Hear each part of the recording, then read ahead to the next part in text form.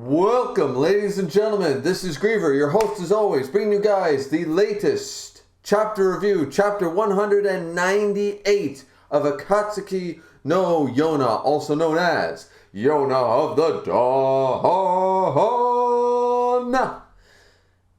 Chapter 198, The Return of Yona. Not the actual chapter title, but that doesn't matter. It's the return of Yona. I don't know why she was in this state that she's been in for the majority of this year, but I mean, I guess 2020 affected Yona too, and it was behind the scenes. We just didn't see it. But she's back in form. This is the character we have seen developing since chapter 1, since the very beginning of this series. From a naive, spoiled brat into the strong, competent, and confident woman that she has become over almost 200 chapters that we have come to know and love. This is Yona. This is a fantastic chapter. This is showing her she is taking no prisoners. She's back. Somehow reading this diary, finding a little bit more about her mother, must have done something, because she's got no time for anyone.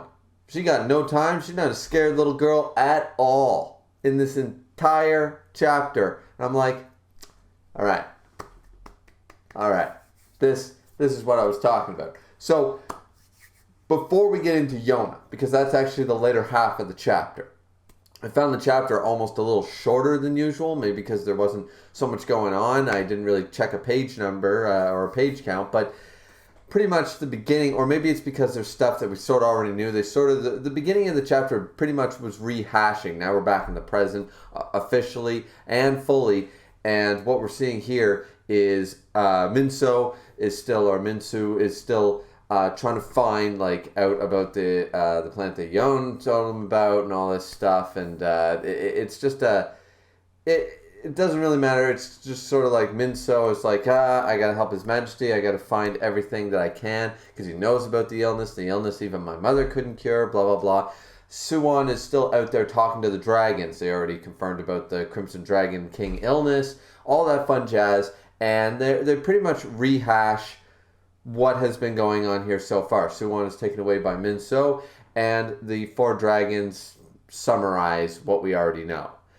It's nice to see them again. It's been a while since we've seen the four dragons, and still no sign of Hawk again yet, but so Hawk's return, I think chapter 200, once again, live streaming chapter 200 for sure, will be really interesting to see how that's going to come back into the fold, because it wasn't dramatic or anything. The flashback happened when a lot of things were in the middle of things just going on.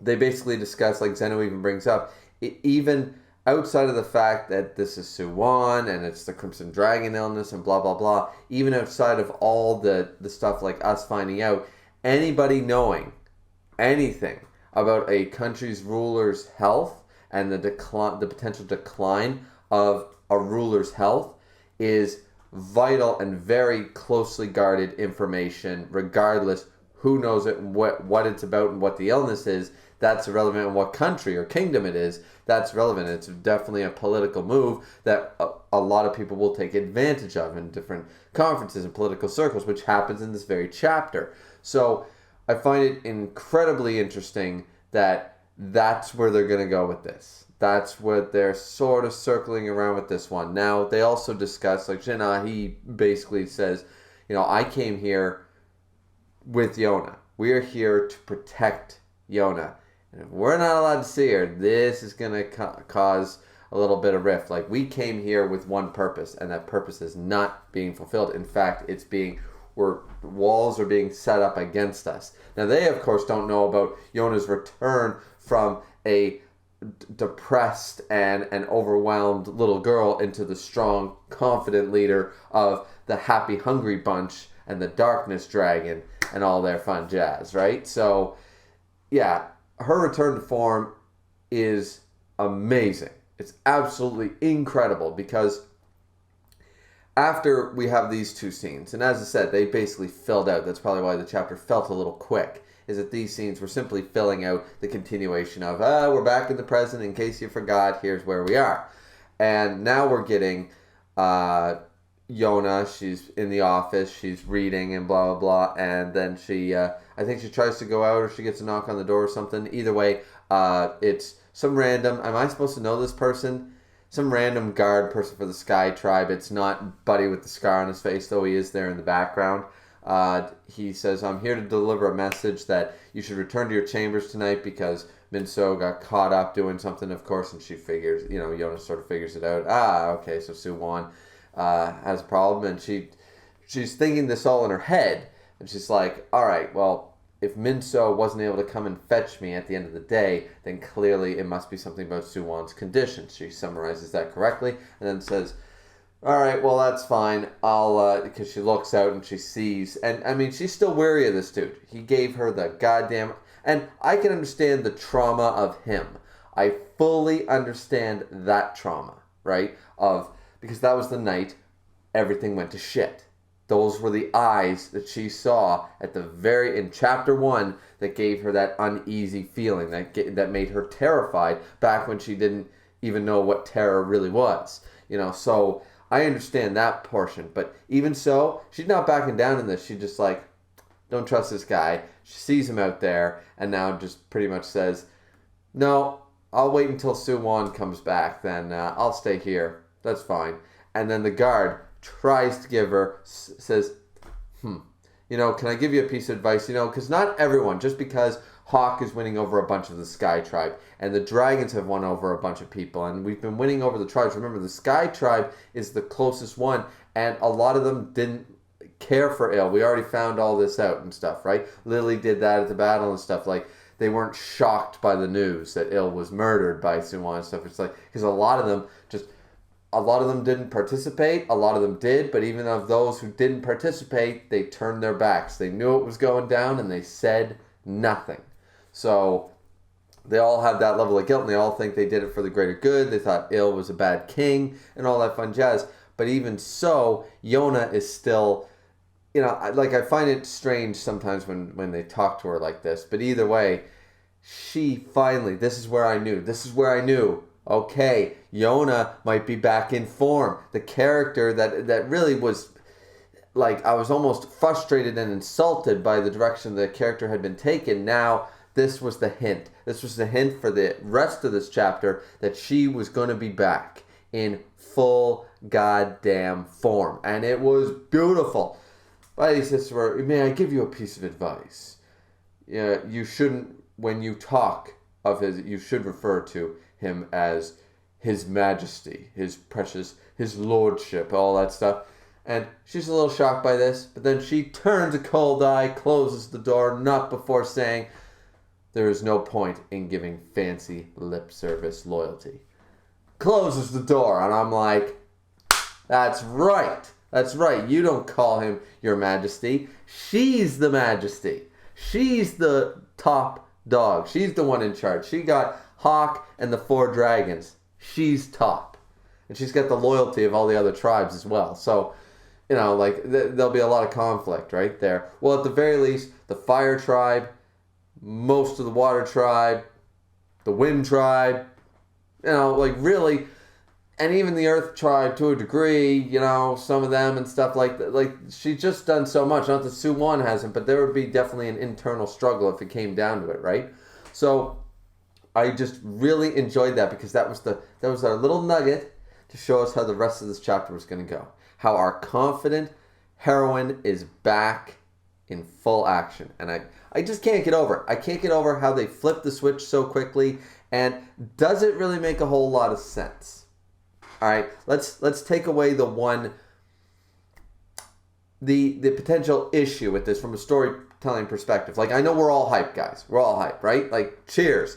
Yona is back. We're all probably stoked by this news. I can't think of anybody who reads this series who isn't, just like me, super hyper, bouncing in my chair, having a swig of beer.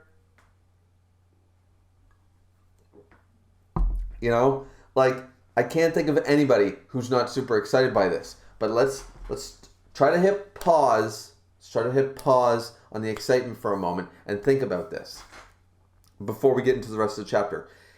Narratively, does this make sense? For her to go, like, in my personal opinion, her change in character, her change in demeanor, her change in her attitude, her personality, whatever you want to call it, whatever adjective or noun or verb or anything in the English language you want to use to describe what Yona was acting like, I didn't agree with that in the first place. I felt that held very little to no weight. And I made no secret of that in my reviews when those chapters were coming out. So I'm super happy to see her back. Is it earned or deserved? Well, I think we're supposed to take away from this that she, by reading this diary, this sort of renewed her sense of self, her sense of confidence, her sense of, I guess, personality, whatever. That's what I'm gathering we're supposed to take away from this, that this renewed her faith or renewed her strength of self or whatever you want to call it. And I just don't see how. However, even if it's a lukewarm reason as to how she went from trembling little girl back to the badass, sort of going from Sarah Connor, because basically here's what we saw. She turned in, this is a perfect comparison. Yona is Sarah Connor of the medieval times. She's Linda Hamilton. That's what she is. She was a scared damsel in distress, couldn't do anything for herself in Terminator 1. By Terminator 2, she's the badass bitch of the 80s, and no one other than Sigourney Weaver had that level of, okay, we got her. We don't need a main badass dude because we got enough badassery in this female, You talk about top badass females in film, Sarah Connor comes up just along with, Ripley and all that stuff, right? So, in this same sense, we had Yona basically going through that transformation. Maybe not as hardened and battle ready and a badassery and at that level. She's got her own character, of course. But I think that's a fair comparison. At the beginning of the series, she was T1. Now, for the last few arcs, Yona has been a T2 Sarah Connor, right? She has. She's been a Sarah Connor badass. Then all of a sudden, randomly, this year, or maybe a little bit last year, because these are monthly chapters, all of a sudden she was back to being T1 Sarah Connor. In my opinion, for very little to no good reasons. So, this whole thing coming back, is it earned or deserved that she should just be able to flip the switch with no revelation, with no inner monologue to explain why she's all of a sudden flipped the switch back to T2 Yona sort of idea? I mean, I didn't like the reason that it ended in the first place, so I don't think it necessarily, would it be good to have a good legitimate, from a writing perspective, from a narrative reason as to why she managed to get back to her T2 self? That'd be nice, but is it actually necessary, and will it ruin it later on when all the hype for this chapter is calmed down? Will it ruin it for us? I don't think so, because it was a bad call and a very weak reason for her to get out of the T2 version of herself anyways. So, if they're just going to go, okay, yeah, I guess we kind of screwed that up. She's back to a badass, guys. It was a weak way in. It's a weak way back out. The difference is our way out is back to the badass. So, I don't really care why it happened at this point.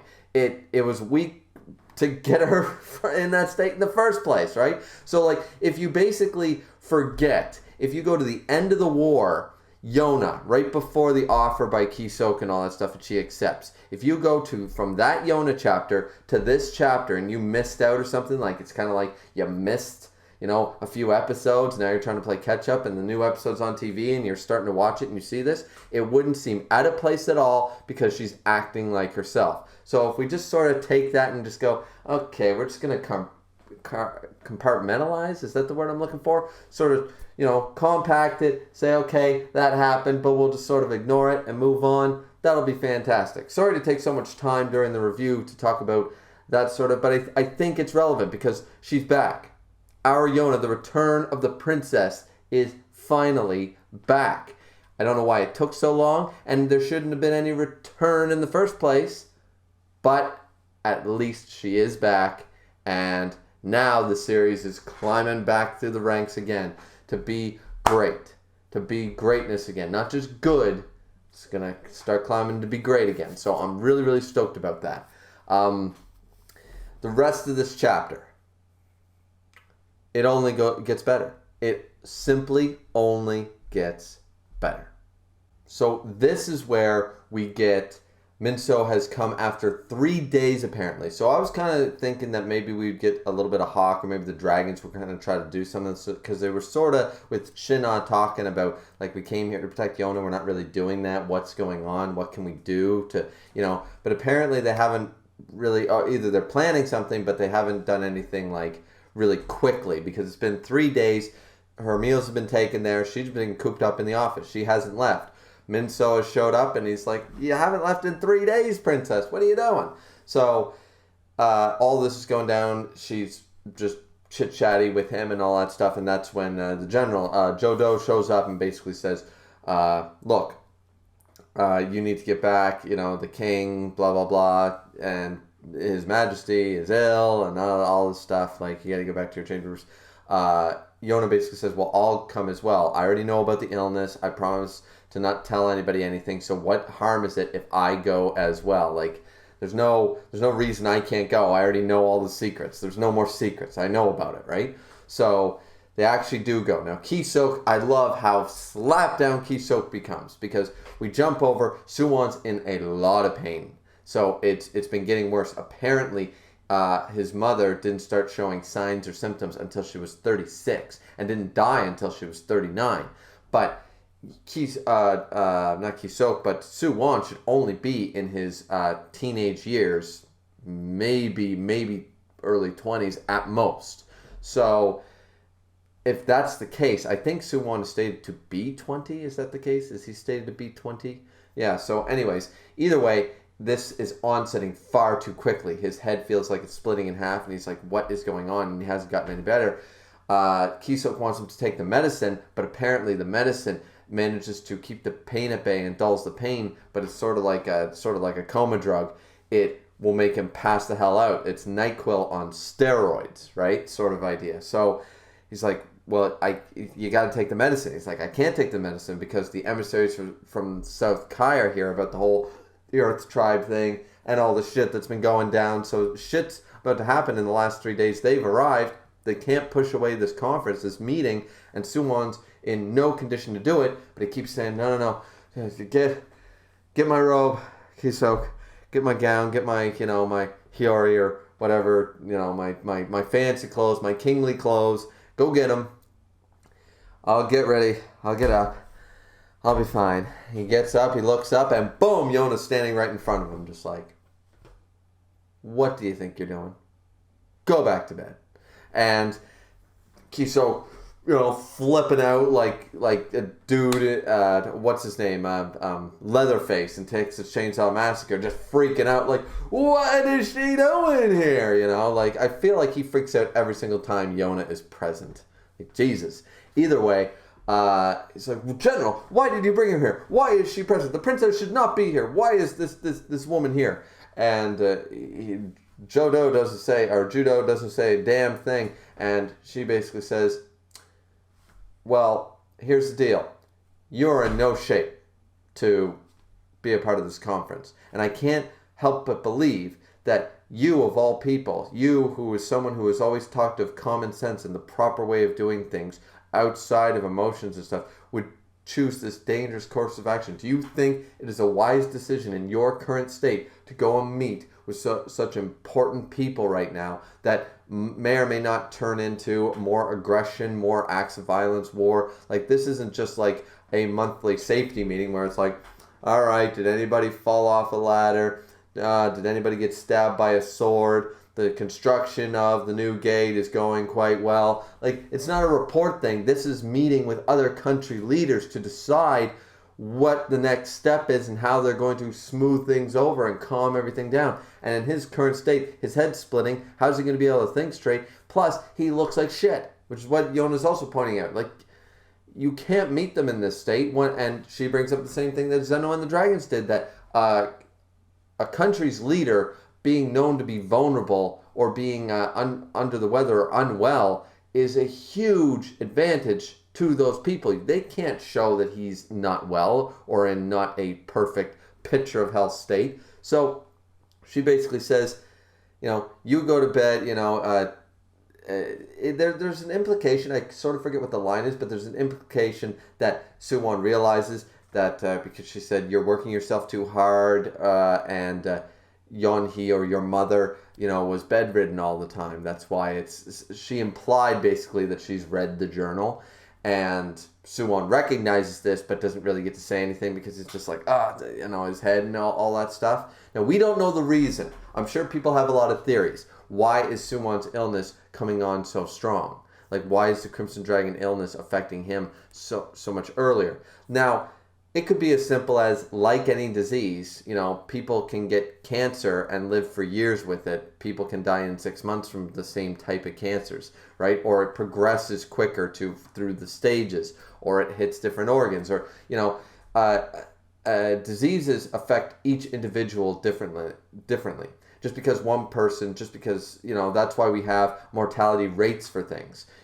Everyone who gets the current thing affecting the world that I'm not allowed to say on YouTube, everyone who gets that doesn't keel over dead, right? Some people don't even show symptoms at all, and they could have had it, I could have had it, and it could have already went away. It's called being asymptomatic. It's entirely possible. But the next person standing next to me could drop dead. It's not exactly, it's not a fixed thing. And diseases affect individuals different. So they could go down that road.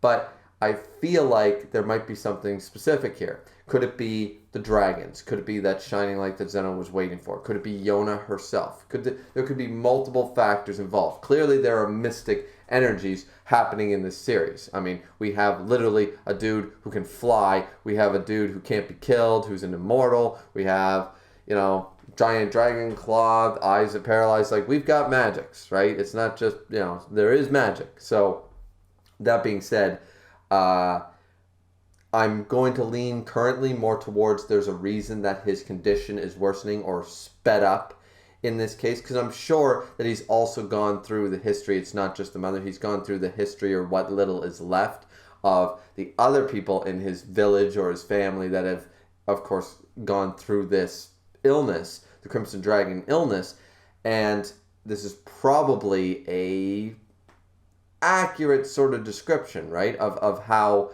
old they get. Like, it's their mid to late 30s, they contract it, they don't last very long.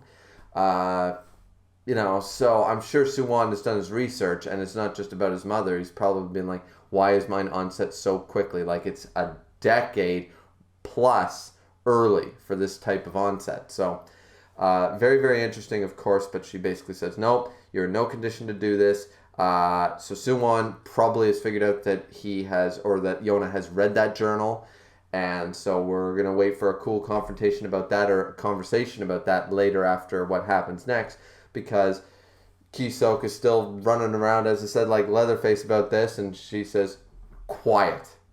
Soo-won has a headache. Doesn't even give him the time of day to, like, turn around and, like, face him sort of idea. No, she does one of these. She's just like, quiet. Soo-won has a headache. Just sideways glance. Quiet. I loved it. I thought it was fan-damn-tastic. Ki-sok being shut down like he deserves.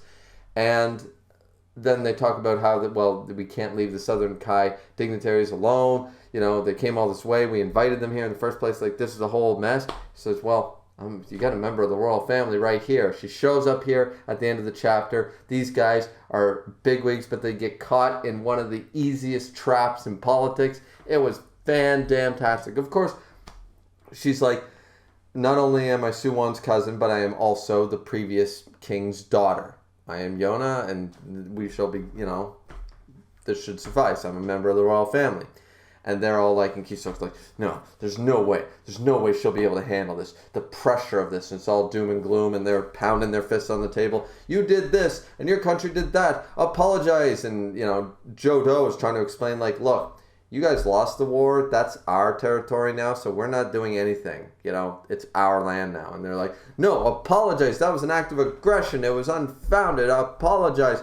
Slamming the fists on the table. Kisok's so worried about this shit. Yona, our T2, our Terminator 2 Yona, not our Terminator 1, even though I like T1 better than T2. Shocker, I'm one of those people. But our Terminator 2 Yona is in the house. Same T1 Yona. I like that reference. That's what I'm going to refer to that as from here on out. We got T2 Yona, and she's just like, don't worry, I got this. Kisok's worried as shit. No problem. She's like, I was at a village on the border when that first, that shit went down. Did you know that? No, but I didn't know. Well, let me tell you a little something. There were people being their heads sliced off and stuff, village plundered and pillaged because they were pissed off, members of the army and stuff. Like, well, and what about the Nadia in the water tribe? That whole thing, making the water tribe citizens invalid. And what about Awa? What about the slave trade going down and stuff, right? And what about the boats came to attack? So they're like, well, we had no knowledge of these things, and it was so easy to trick them. I loved it. I loved how she tricked them. She said, oh no, that's fine. Well, let me give you my report right now. We sank those boats that came to attack us. We also forced out the slave trade and the Nadia thing. Nadia, I think it's called Nadia. Isn't that how you say that? There was that crazy drug poison shit, right? So we ended the slave trade. We ended the Nadia thing. We sank the boats. We did all that. And everything, we got the people in custody, the merchants, the aristocrats. Everything's all good. So I feel free. I will share my report with you right now. I have a first-hand account of it. And then they get all pissed and go, you what sort of idea? Like, oh? Are you sure that something didn't spring to mind about this then? See, and then everyone shocked face. I loved it. Kisok. What? Jodo. What?